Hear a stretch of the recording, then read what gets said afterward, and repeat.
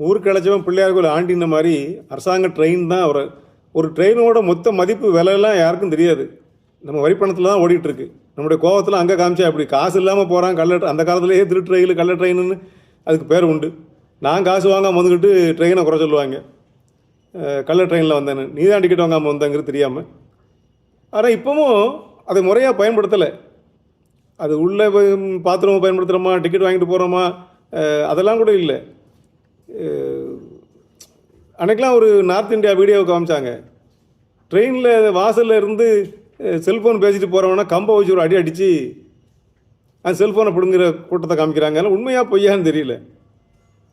லேசாக ஏதாவது கோவம் வந்தால் நம்ம ஒரு ட்ரெயின் போகுதில்ல, கல்லை கொண்டு எறிகிறது. இந்த ட்ரெயினை கல்லை கொண்டு எறிகிறது கிறுக்கன் எரிஞ்சான் ஒரு காலத்தில். கிறுக்கன் தான் அது போகிற போக்கு தாங்க முடியாமல் நாய் குலைக்கிற மாதிரி இந்த வேகமாக போகிற காரை கண்டு நாய் குலைக்கும்ல, அதுபோல் மனநிலை பாதிக்கப்பட்டவன் தான் ட்ரெயினில் கல்லை கொண்டு எறிவான்.